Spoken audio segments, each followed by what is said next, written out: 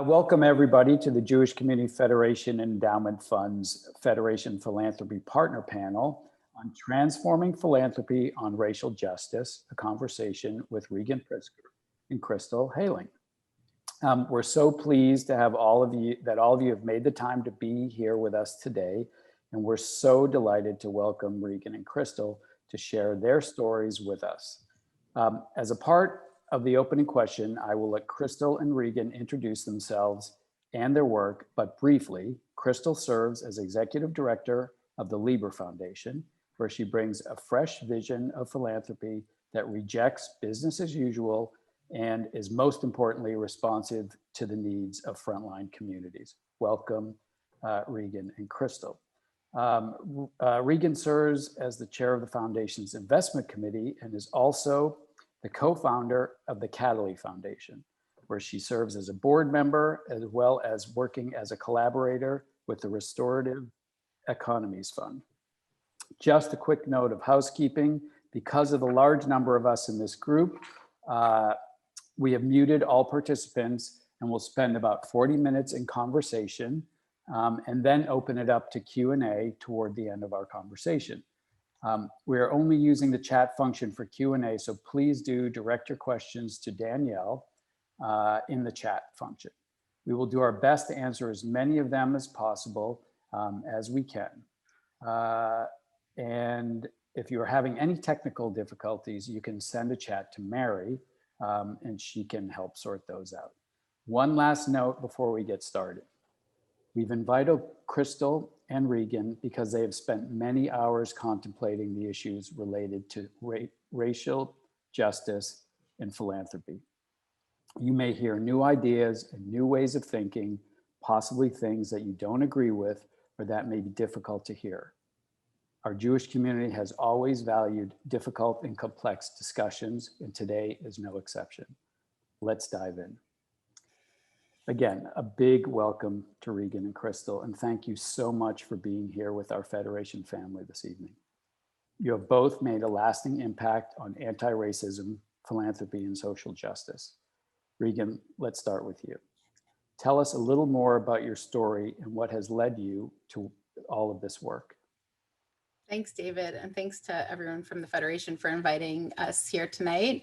It's really lovely and reassuring to see some familiar faces in the audience. So one of whom shares my last name. So thanks, John.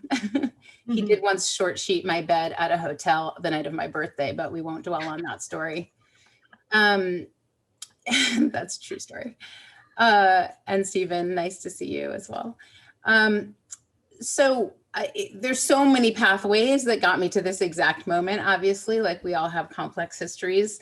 But a couple milestones that I'll highlight. One is my Jewish identity journey, which started growing up in a family that was mixed. My mom's not Jewish, and my dad considers himself more of a Buddhist than a Jew. And I was always intrigued by Judaism. I felt like I was missing something, and grew up in Hyde Park in Chicago, where I was lucky to have a lot of Jewish friends who would invite me to seders and bar mitzvahs and things like that. And ultimately ended up having a Jewish wedding and actually participated in a Club Fed event one summer here in San Francisco many years ago. But it wasn't until farther into my kind of social justice, racial justice, and philanthropy journey that I actually came back to what has felt like the truest place for the expression of my Jewish identity, which is actually in social activism. And so that's a whole story in and of itself. And I have Rabbi Sidney Mintz and Stosh Kotler to thank for bringing that into my consciousness and helping me define that more clearly. But to get there, I first had to go through a pathway of confronting my discomfort with my family's inherited wealth and accumulation of wealth. Growing up in Chicago, I understood that there was racial and class divides around me, but I didn't have language or framing to really understand why that made me uncomfortable or what my role or participation was in that reality. When I was in my early 30s, my parents had the opportunity to start the Libra Foundation and invited me and my siblings to join in defining a mission for that organization. And we settled on human rights, which was an umbrella that felt like it embraced some of our different interests in the environment, in women's reproductive rights, in criminal justice reform and drug policy reform, and gave us a chance to push against some of the conventional wisdom of the US being kind of the arbiter of justice, and that human rights was this thing that happened in other countries, political prisoners in other countries. And so we really grappled with some of these issues. Over 10 years, we grew that program, and I'm really proud of the work that happened under those auspices. But after a period of time really investigating the place of philanthropy inside broader systems and how we wanted to activate more of our resources for our mission, I got involved in this idea of impact investing. How are we going to also align the endowment of the foundation with our mission? And to invest for human rights is a very complicated idea. And I bumped up against a lot of upsetting realities about our economic system and how it is extractive and exploitative, and that profit comes often at the expense of workers and our natural environment being respected. And so simultaneously, we were facing a political system that was increasingly scary and kind of reactionary, where as you know, Trump was running for office, and we were in a search for a new executive director for the foundation. And we're incredibly lucky to meet Crystal through that process. And I really do believe that we found each other at an intersection in our work, and that I'm incredibly grateful for that synergy, because what she brought to the table for us, as my mom and I were asking her to please come and push philanthropy, push us farther into this journey of finding like a more cohesive synergy for our work, bigger platform for our work. And she was very honest with us and said, look, you know, human rights is a beautiful mission. And if you're talking about human rights in the United States and you are not talking directly about race and racial justice, you're just not going to be able to do your work well, because everything that's happening in the world that you care about is made worse because of racism, or exists because of racism in some form or another. And if you broaden that frame to include othering or dehumanization or the exploitation of people based on the class identity, then you know, then you can really find many ways to connect to what I'm saying. So. What time frame was that? That was, Crystal, when was it exactly? It was 2017. Yeah, end of 2016, 2017. And one more thing, and I don't want to talk too much because I also want to hear Crystal, and I also want to have time even for some Q&A, but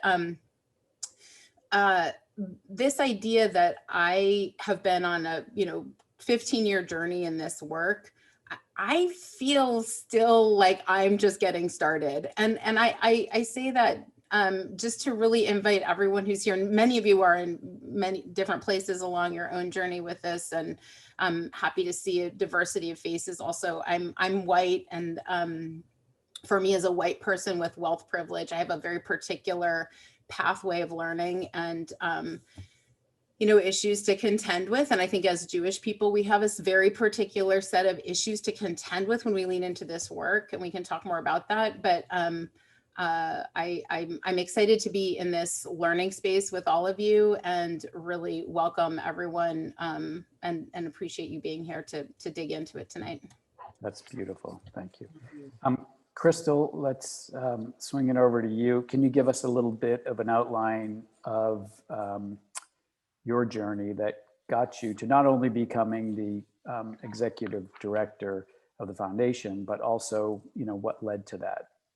Yeah, thank you. So it's always such a joy to get a chance to talk with Regan, because I feel like when we get to talk to folks about the work we get to do together, it really just resonates so much. And I just feel so lucky to get to do this work. So thank you all for having both of us, and thank you for letting us talk this way with each other. So my name's Crystal Hayling. I've been in philanthropy I've been at Libra for almost 4 years, but I've been in philanthropy for almost 30 years. And I think I'll just start a little bit with my family history, because that's kind of a bit of where I start, and kind of what brought me to this work.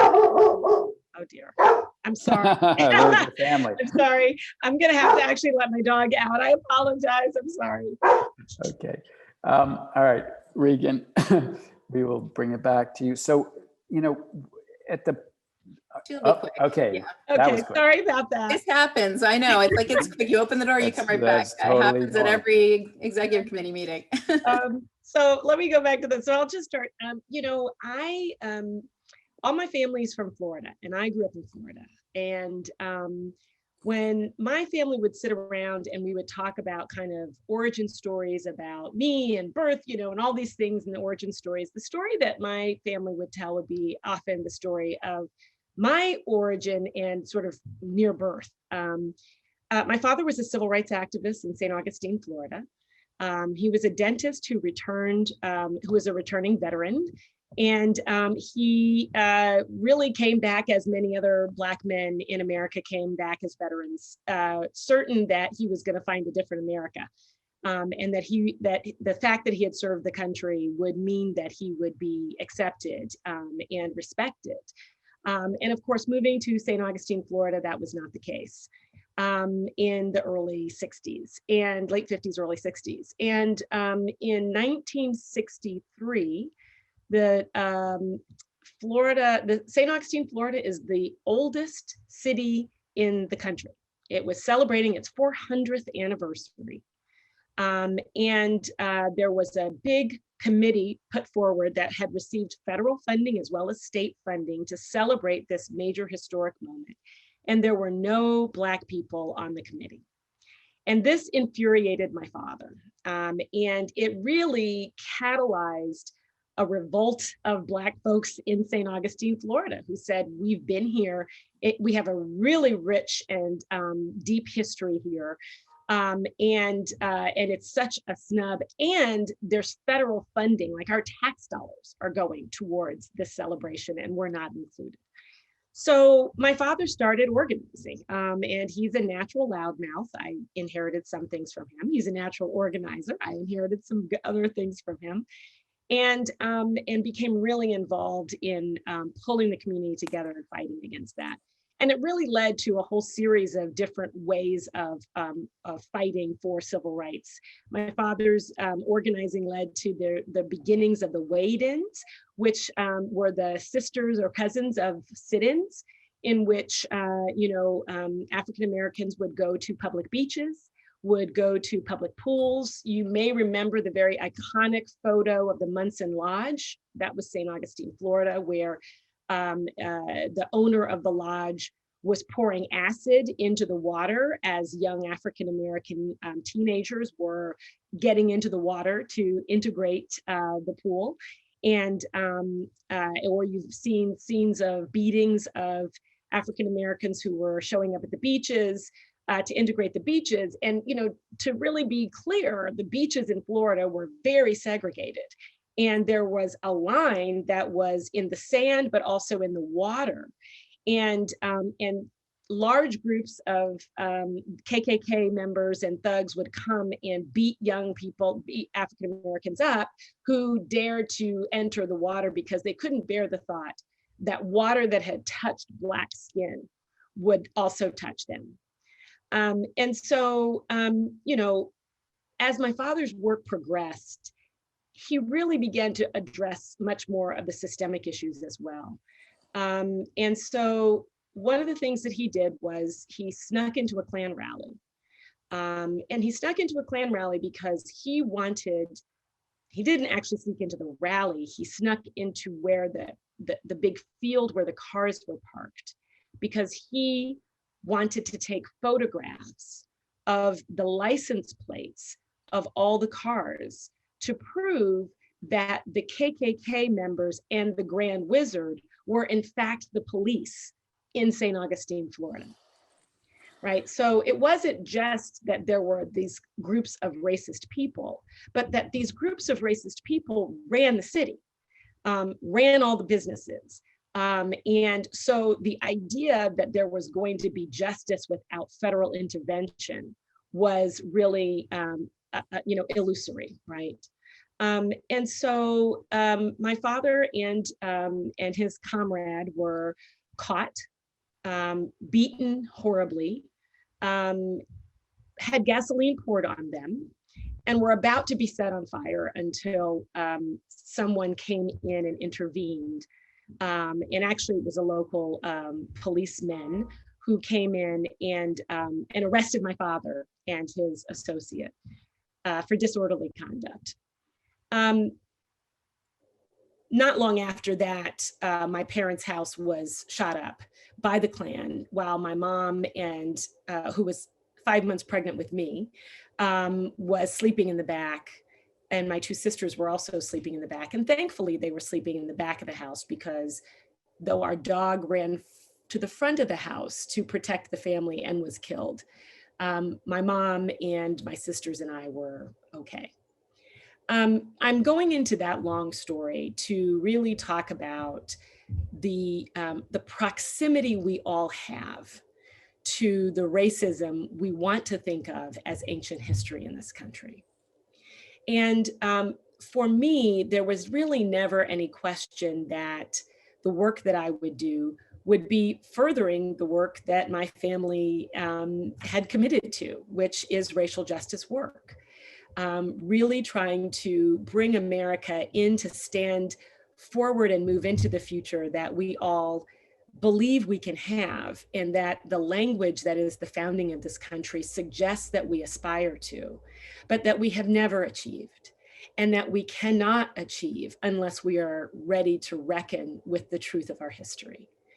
So I will fast forward and say that I did end up I worked in social justice organizations, I worked in nonprofits, but I never really, I kind of fell into philanthropy. I literally answered an ad in a newspaper back in the old days. In the LA Times, I answered an ad and became the first program staff person at the Los Angeles Women's Foundation. And it was fantastic work because I'd been doing a lot of feminist organizing, and that was, I was actually introduced in philanthropy to transformative philanthropy. That was the beginning of the women's funding movement. And the women's funding movement was really transformational in its origins, which was women of all classes have a shared experience of oppression under patriarchy. And we wanted to come together in a multi-class entity. And I did not, as a program officer, make grants decisions. I had a board, a grants review committee of donors, of grantees, of community leaders, and I facilitated that conversation. And those people made the grants. They made the grant making decisions. I went out and did site visits. I came and shared information, but they actually made the decisions. And part of this was also about creating cross-class dialogue. Women are not all having the exact same experience, because if you have wealth privilege, you have a very different experience. But it was to bring us together to really begin to bridge those divides, cross-class, cross-race. And that was really my introduction to philanthropy. And then I'll fast forward to a few years. I was moving back from Singapore, my family, and I lived there for many years. And then we came back, and I had really decided that I wanted to work on, I just started reactivating my network, calling people and telling them what I was hoping to do. And I said, I really want to work on environmental issues, which is something I care deeply about, but have never worked on professionally. I always have deep roots in gender justice work, and I want to continue to do that. And I've always worked also deeply in criminal justice reform. And so this like buzz went out at a certain point where like 10 people sent me the job description for the Libra Foundation job. And everybody was like, oh my God, we found your job. And the headhunter called me, and I was giving him names of other people for the job. And he said, well, finally, after the second or third conversation, would you think about this? And I said, I don't think family philanthropy is for me. I'd worked in all other kinds of other kinds of philanthropy. And I was like, I don't think I'm cut out for family philanthropy. And he looked at me and he said, you haven't met this family. And I said, okay. And he was right. And we have just had this incredible journey of learning together in which I feel pushed, they feel pushed, and we together see our work as trying to learn, move money differently, transform the way in which we remove ourselves from this separated, isolated position of decision makers and power brokers, and instead be an accompaniment with and walking alongside the organizations and the communities that we're working in. And it is transformative for us too. I feel like the work that I am, I would not have survived last year had it not been for the leaders of the social justice groups that we are funding, who are showing us how we engage in healing justice, even as we are fighting against injustice. And that has been, really profound, and a profound privilege for me. So I'll go ahead and stop there, and we can talk a little bit more about the specifics, but I'm so delighted to be here with you and to talk about this work. And I so appreciate you inviting us in. This is a really esteemed and prestigious invitation. And I hope that we can get into some dialogue and conversation and back and forth, because I'd like to learn from folks in this audience as well. So thank you. Great, thank you. So this intersection, I mean, it's the intersection of racial justice and environmental justice and all of these things, they intersect, and they're deep, and they are, there is a lot of knowledge that has to be built and a lot of relationships that have to be built along the way to gain that trust that you referred to, so that you can stand side by side and walk side by side with your grantees or your partners. So for those of us who are, here today that are, in their philanthropy journey, who, may have come from a different perspective than the one that you just articulated, how can you give some advice on sort of how to dip your toe in the water, right? And it's a strange analogy given the strange metaphor given the story that we just heard, but is there a way that you can give us some insight to how perhaps folks on this call can think, not necessarily a call to action per se, we'll get to that, but can think about how they approach philanthropy in their own donor advised funds or supporting organizations. Mm-hmm. Well, I'll start by just saying that maybe you've seen this research that most people of color have lots of white friends, relationships. It wouldn't be surprising to hear that people of color, Black people, have to work and go to school with white people, white teachers, white professors, right? Like that's, and yet statistically speaking, white people have, like, it's kind of a cliche, one Black friend, but like that's actually also true statistically. And so, and that was actually really true for me. I really had like my one Black friend from high school, and I grew up with a lot of people of color, so I felt privileged that I did have some relationships, but professionally and through different stages of my life, it's easy to stay in your cultural group, especially if you're white. And I think one thing that I've really learned from this work is the gift of being in a position of privilege to actually have a chance to make meaningful relationships across racial and class lines. And that it does take a little intention, that you can't just say, I'm going to go find some Black people to be friends with. Like, you have to kind of do some work to be available and be a good friend and know some stuff. And, especially if you're talking about philanthropic relationships where there's inevitably like huge power differentials,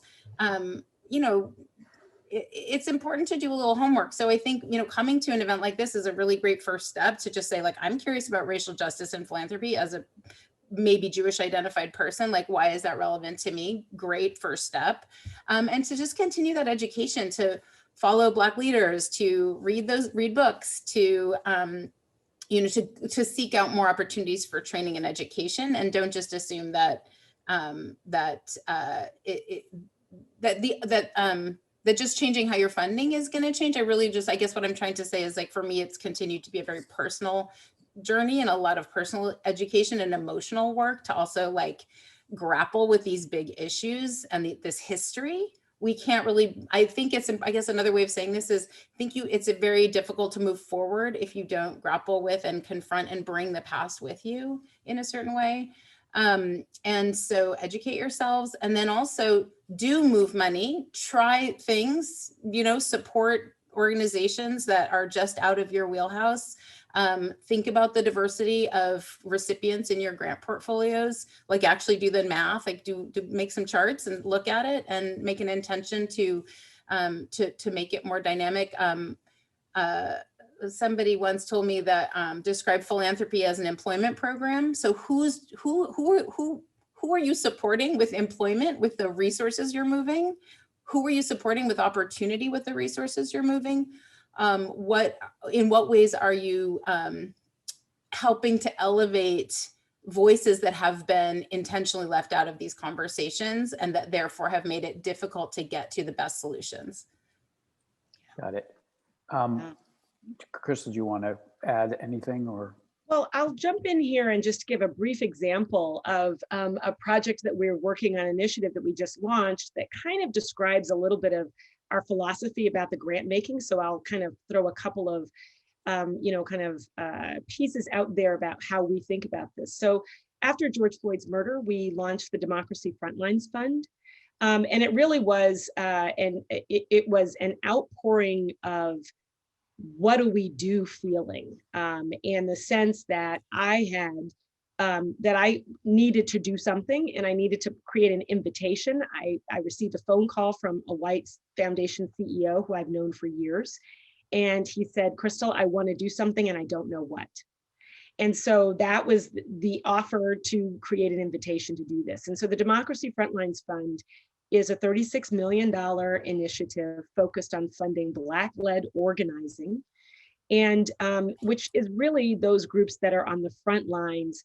Think back to last summer, right? They're on the front lines of the groups that were demanding change, that were saying that we had all seen something that we cannot unsee, and we have all been changed. So what are we going to do differently about it?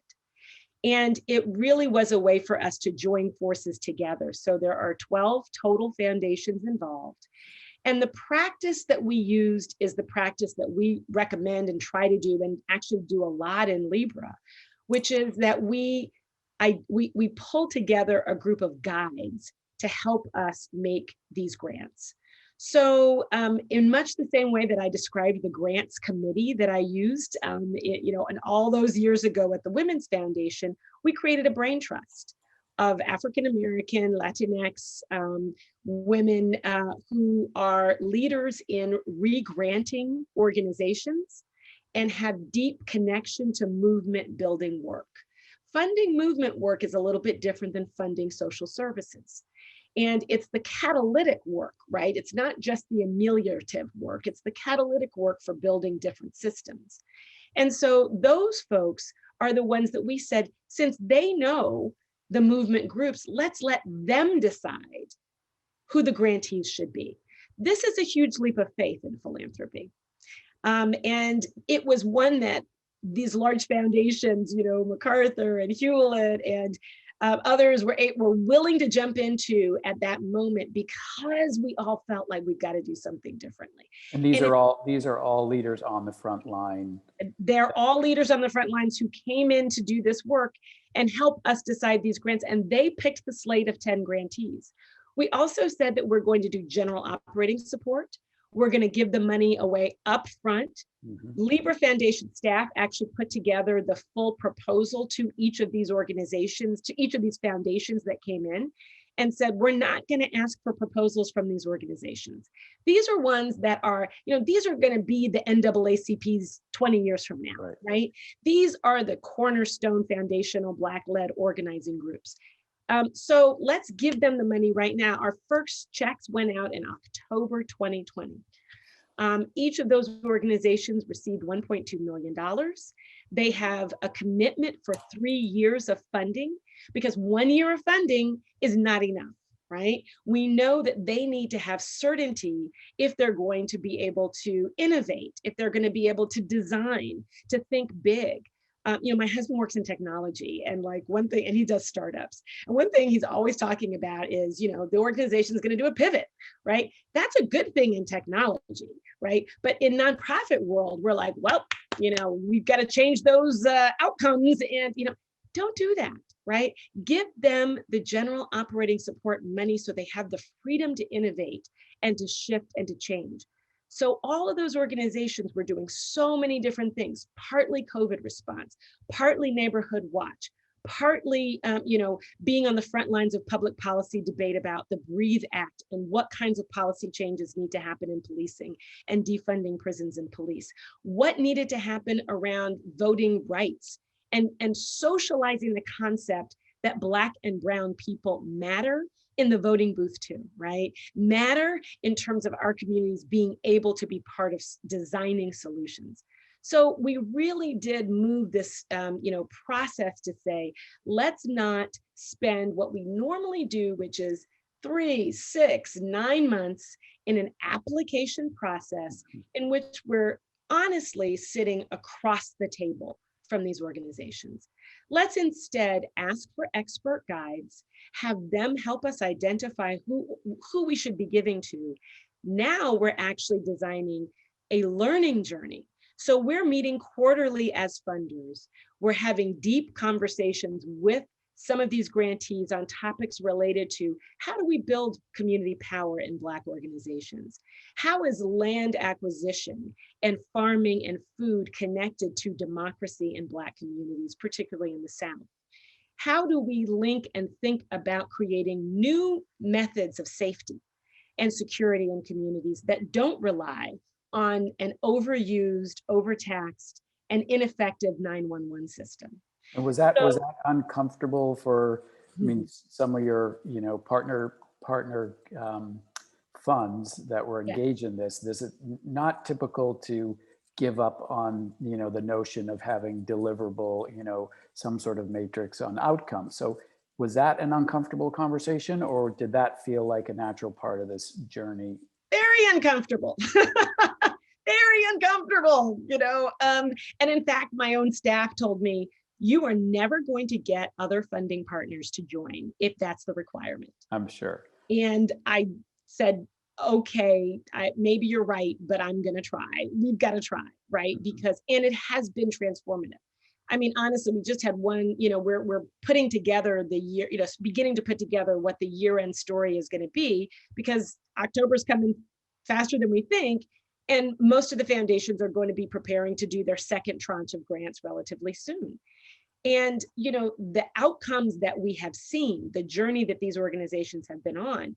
I mean, when I called Latasha Brown, who is the founder of Black Voters Matter, and told her, you're receiving $1 million grant, $1.2 million grant over 3 years, three years of that level. She, she dropped the phone and she said, now we can do what we need to do. Right? Like now. So these are true capacity building grants out of the gate. Absolutely. And when you look at the voter turnout in Alabama, in Georgia, the result is undeniable. But had we asked them to only focus on how many voter registration cards have you filled out, right? Then what they're going to do is focus on voter registration cards. The hard work of getting Black people and Latinx people and disaffected Asian folks to vote is a social network challenge. It is not just a transactional challenge. And they were working on the social challenge, right? They were making the move. If your family votes, you vote. If your neighbors vote, you vote. Right? If people in your church vote, you vote, right? That's the work that they were doing. And that is not a numerical one-on-one voter registration form, but it has resulted in the most the largest increase in Black voting in the South in history. That's a good outcome. Congratulations on that. Fantastic. Regan, anything on the Kataly Foundation and what they're doing that you could give us some insight on? Yeah, that's an interesting story. So it's actually the Kataly Foundation. We had a funny email exchange where I was trying to spell phonetically how to pronounce Kataly. I suggested it sounds a little like Bialy. Yeah, Bialy. But that was a little obtuse. Kataly Foundation. Anyway, we accept all pronunciations, and I invented the word. It's a interpretation of the word catalyst. Catalyst with an S is the Greek word for catalyst. So I talked a little bit about kind of this reckoning around our endowment and our grant making and trying to reconcile what it means to align investments with mission. And just to pull on that thread a little bit more, it really threw me into a tailspin around the sort of ethical framework of private wealth and wealth accumulation. And it forced me to bump up against some of the family assumptions that had been passed down to me. And principle among those was money is safety. This is family money for our safety and protection. And it is not your money. It is to pass down to the next generation. And that's a pretty understandable frame coming from a family of Eastern European Jews who migrated to America with no financial resources, fleeing political persecution in Russia, and who had to really close in on a close circle of support networks to survive. And what goes unsaid in that is a couple of things. One is the sort of like, it's the grief and trauma that leads to this feeling that it's never enough. No, there is no amount of wealth that is enough to feel safe. Thing one. Thing two is it doesn't acknowledge this racial capitalist structure that the wealth was built inside of, that whereby families like mine who were at a period in history where Jews essentially became white. There's some interesting writings on this, like how the Jews became white. And it's a super fun topic to bring up with my Jewish friends because, oh, wow, fireworks, like I'm not white. Fun. I'm not white. Yes, you are. Like, what kind of Jew are you? Are there real Jews of color? But we're also people of color. And, it's a super interesting conversation. But I do think, in terms of like the government considered us at one point in time, my family, and every family's had a slightly different experience, especially depending on when and where you emigrated from. And again, there are many Jews of color who aren't seen as white. But for my family, being seen as white meant we were able to access educational opportunities, housing opportunities, financing for businesses, things like that also contributed to our wealth accumulation. So this idea that we pulled ourselves up by our bootstraps, we were smarter and better than others, and this money is for our survival and for the survival of our future generations was the sort of the story that I grew up with. And in investigating the economic system that has created the moment we are right now, which is this extreme wealth inequality that is highly racialized, I just felt like that mythology started to crumble a little bit. And it really made me want to, first of all, change our economic system. So to create an economic system that is not based on extraction, exploitation, and that is moving away from the one that we built on the necessity of othering people through race in order to have a class system that would justify capitalism. This could be like a whole 3-hour conversation. So if you're like, what? We should talk later. But let's just put that there for now. And then to move towards an economic system that is built on regeneration, restoration, caring instead of consumerism, enforced through deep democracy rather than enforced through militarization, which is what we have now. So I was like, okay, well, what does it take to build an entirely new economic system? let's lean into that. So, and there's amazing people and projects working on like different ways of owning things, different ways of governing community controlled assets like land or buildings or loan funds. And I wanted to do more of that work.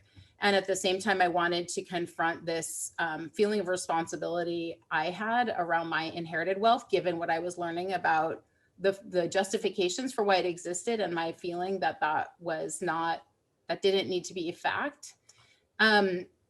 So long story short, and credit to my parents for also being interested in exploring different ways of even changing the structures of how our wealth was controlled to allow more flexibility in the next generation. I mean, we had financial systems in place that made it so you couldn't give money away in certain instances. And so to my parents' credit, they were like, okay, we can be more creative than that. Let's let it flow a little bit. And hopefully they're not regretting that decision, because then when I was in the position of having more agency around my inherited wealth, I decided to give $445 million away in the Kataly Foundation in the form of redistributed capital to support this vision of a transformed economy, centering the decision-making and power building of communities of color and Black and Indigenous people and communities specifically. And it's been a totally interesting ride. And everything I learned from Libra and from Crystal, and the books she would like discreetly pass me in the office. Like, oh, you might want to check this out. It's no big deal. It's just white fragility. But I was like, this is an exciting opportunity to just model something really different. And we're just a couple years in. So I hope that, people will continue to hold us accountable for doing what we said we would do, and learning as we go. And really my ultimate goal is that 5 or 10 years from now, people will look back and say, oh, that was cool at its time, but now look what's happened. Now look what we did in 2025, look what somebody built. So I hope it's a stepping stone to other cool things in philanthropy. That's great. And I'm guessing your family feels very good about where you are and where you've brought them along the way. That I'm sure of. They do. And I wish we had 4 hours to get into the family dynamic, but unfortunately we don't. So let's get into some Q&A. Quick question. Have you gotten, pushback from other philanthropists, particularly white philanthropists, for, approaching this subject matter the way you have? Is it uncomfortable for them? You besides obviously the ones that have signed on to the programs, but is that a thing, or that you tend to find community and fellow philanthropists? Do you want me to take that one first, Crystal? Sure. Yeah. It's such an interesting question. And I think, I definitely think that frame and the idea of redistribution and a critique of capitalism. And again, as much as I do know my family's very proud of me, they're also like, my dad would identify as a capitalist. Like, he believes in the systems of capitalism to create scale and to, opportunity and innovation. And he's a scientist. He loves scientific innovation and technology. And so that pushes him to his edge also. And I think it's a difference of language, actually, as opposed to a difference of values, honestly.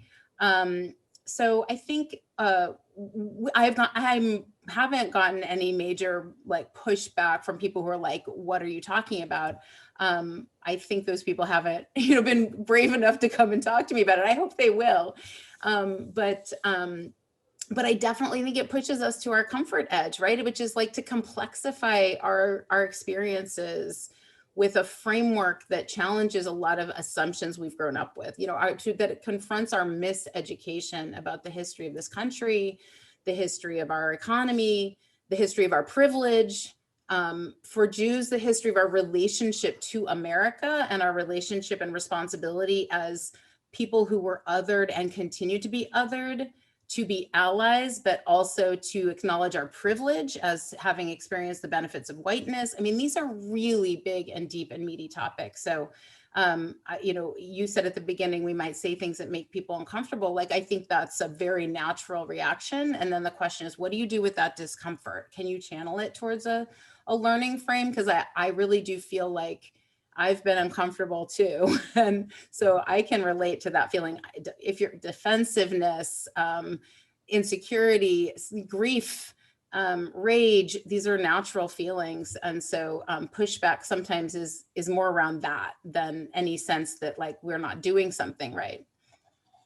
Yeah, I would agree with that so much. I think, I recently someone said to me that, the most important thing is to learn how to say, thanks for that feedback. Let me think about that and I'll get back to you, and like it is just to be fully going into this work, being fully prepared, because I am every day and I get challenged as well, to just be in the muck of it, right? In the intersection and the relationship of it. And we are finding all kinds of ways that there are connections. I mean, I think about Eric Ward, who is one of our who runs Western State Center, African-American man.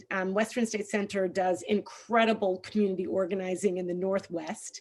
And he's been running that organization for years. And he has taught me so much about the way in which anti-Semitism is a specific type of racism that is foundational to far-right authoritarianism and white nationalism, that it is really important to be able to identify it as part of the narrative that is it's the trope that's always brought out. And that's one of the ways that we know that we're about to engage on this journey of white nationalism and othering of lots of people. And it'll start with Jewish people, and then it'll move to Black people. And that, this is a history, this is a pattern. We can see this, and we can see the way in which we have to understand that history and be together and develop new narratives if we're actually going to overcome this. So I think that it's being willing to sort of jump in and know that we're not going to know all the answers to this,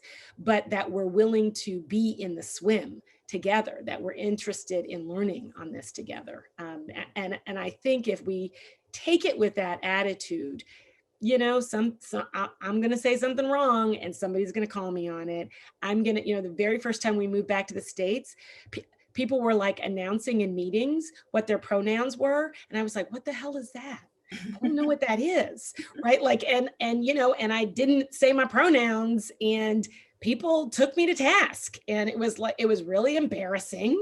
And, so, I mean, this is what happens. And then I people helped me learn and then told me what to read and helped me to figure it out. And so now I now understand the ways in which that's part of patriarchy is, this defense and decide, so now I get it. Didn't get it 5 years ago. That's all right. That's how we grow. Yeah, it can get complicated. And maybe the takeaway is that perhaps as Jews, we have to remind ourselves we've gotten comfortable in our own discomfort. We need to step into someone else's discomfort, because we've gotten used to our own. But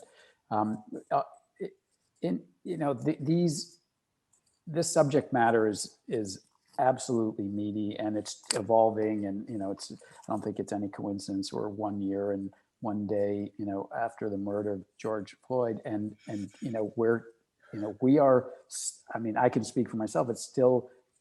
It's hard to talk about this stuff because I'm just not steeped in the conversation. So can we jump to, are there, any organizations or, here, I'll read a question. What's the best way to engage philanthropists in catalytic versus ameliorative works? Can we shift mindsets to see and embrace what is needed for longer term structural and system change?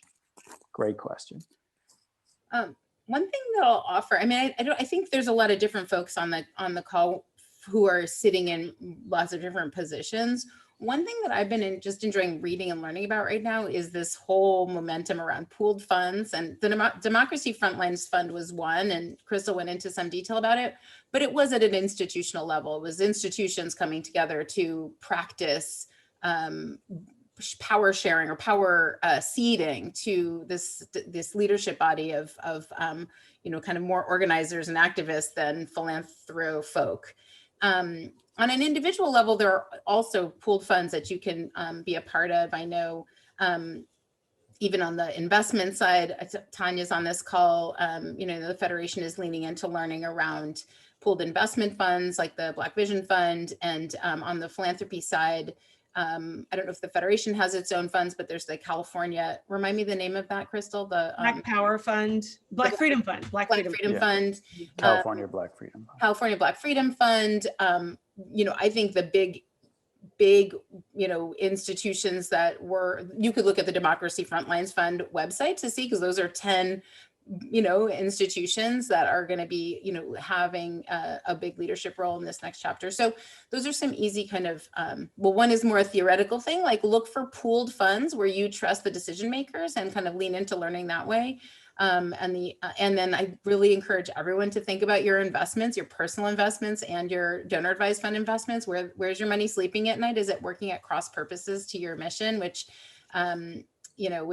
really was a bit, in some ways, in somewhat of an ironic way, because I don't identify as an investor. That was the beginning of my journey. And then I think on the other side, a slightly different approach for a donor advised fund is just to think about what you care about and find a group that's working on that topic that has Black leadership or Indigenous leadership. So like for my daughter has a small donor advised fund, and she's a rafting guide in Utah. And she found an organization called Diversify Whitewater, which was led by 2 women of color in Boulder, Colorado, who are passionate about rafting and wanted to make sure that Black voices and diverse voices were present in leadership in the rafting world. And so she wrote them a small grant. And now she volunteers for them. And so, I think those are 2 very opposite ways of like leaning in, and I would recommend both.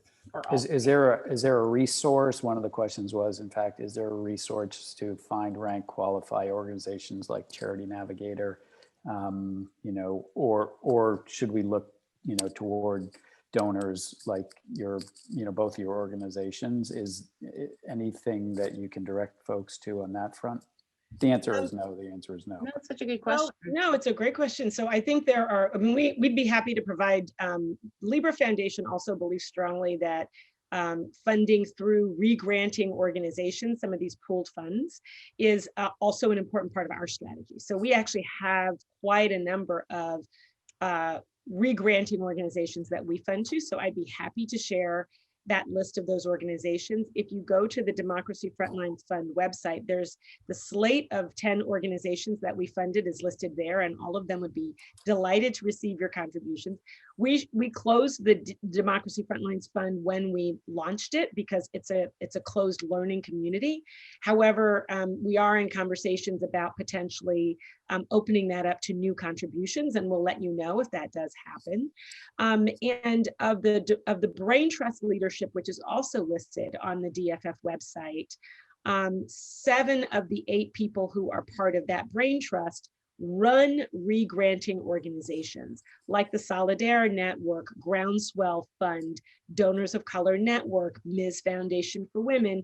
All of those are re-granting organizations. You can give them, your $1 million and they will make amazing grants to organizations. Many of them do learning journeys for their donors. Many of them do site visits with some of their organizations. It's a great way to be part of a community learning about issues. I'd also just say that, there are all these boogeymen of things that, people are saying don't do. So we know that the Philanthropy Roundtable, which is known as the conservative philanthropy organization, has new leadership that is kind of taking a very hard right turn and suggesting that any emphasis or focus on a racial justice lens in this work is somehow or another demoting white people. And so it's really important to make sure that we counter those narratives, that we don't sit in rooms where people are saying things like that, and that we actually say, no, it is absolutely part of our American journey and our democratic journey to think about ways that we can achieve equality for all people, and achieving equality for Black and Brown and Indigenous people will not come at the expense of white people. And in fact, we all gain a lot when we have a more inclusive democracy. And I would also just recommend, one of the amazing things that we did together was we went to Montgomery, Alabama, and did a visit to Bryan Stevenson's Peace and Justice Museum. And if you haven't done it, you must. Go with family, go with friends, go with other donors if you can. It is a transformative experience, and it is such an important way that we are actually reclaiming our American history and understanding it in full, because we have not been taught our full history. And to have a reckoning in this country, we first have to have a factual understanding of our history, and then we can be in conversation about our future. It's a great idea. We'll have to talk about a federation journey there. Yes. And you know, very quickly, I would imagine, you know, the environmental justice and women's justice are all part of the same conversation. I'm assuming that's a hard yes. Yes, absolutely. And part of the reason why those are so interconnected is because we really do believe in funding organizations that are led by and for the people closest to the problem. This is a fundamental principle. You know, we fund organizations like SE Justice, which is, you know, an organization of women who have family members who are incarcerated. And they are, first and foremost, they start out as a social support network, but then they begin to, as they provide support for each other, they have woven this web of women who are now speaking out, designing public policies, right? They are choosing different routes of public policy impact around policing and prisons than many of the luminary think tanks that most of us have spent years and years funding. It's not to say that those think tanks or legal organizations are wrong, but it is to say that at some point we have to take a backseat to some of these organizations that are led by and for people most impacted by the issues, because they actually are going to drive down different roads. They've got a different path for us to get there. And you know, think about the environment. We have not been losing on climate change because we don't have great science. We're not losing on climate change because we don't, you know, people haven't thought of really great, nifty new technologies. We're losing on climate change because we have dramatically underinvested in building public will for change, right? If, as long as what we're talking about are polar bears, and we've got moms in South LA who have all of their kids who have asthma from age 2, right? That is an environmental justice climate change action. And those moms are organizing. They're pissed that there is a refinery in their neighborhood and that there's, you know, trucks that go by because the freeway's been routed through their neighborhood, right? Those are people who are active and organizing and understand climate change, understand environment, and they're moving, but we're not funding them, right? We're funding something else over here, right? If we fund that, we'll be winning, right? That's true. So that's what we're trying to do, is really move more resources around that, because that is a winning strategy. Invest in leaders over time, invest in organizers over time. People know what kind of community they want to live in. We just have to be partners with them to build the resources so they can do that. That's great. Thank you. Unfortunately, we have run out of time. We would love to continue the conversation, but that's not the deal. So first of all, we will send out an email with a questionnaire and then some next steps, a survey and some next steps, as well as furtherance of a discussion about the California Black Freedom Fund, which the Federation is already looking into, as well as some other opportunities and you know, on the impact side of things, which the Federation is growing their impact investment side of the process, and the donor advised fund is supporting organizations for their donors, and we're grateful for all the work that the Federation is doing there. So we will impart some of this knowledge onto that process as well, but that was already happening. But again, a huge thank you to Regan and Crystal for making time out of your busy schedules. And Likewise, thanks and everyone. Thank Really you all. appreciate it. And It- you can find me, the folks at the Federation have my contact info. I'm also on LinkedIn. If anybody either felt like they really need to process something that came up, please reach out. Or if you were really excited about something that came up, please reach out. I'm really happy to be in relationship and can direct you, can support you directly, or can, you know, help you brainstorm next learning spaces or peer, you know, processing spaces, because that's something we all need to make space for. Great. And a thank you to the Federation Philanthropy Partners for putting this together brilliantly. And most importantly, thanks to you, the donors, the donor advised fund holders and Sporting Foundation holders. If you're not, get on board. It's super easy to do. We want to keep having conversations like this, give you ideas and guide you toward your journey in philanthropy. So again, thank you, everybody. And until the next time, we look forward to seeing you again. Thank you so much. Thanks, everybody. Bye-bye. Good night.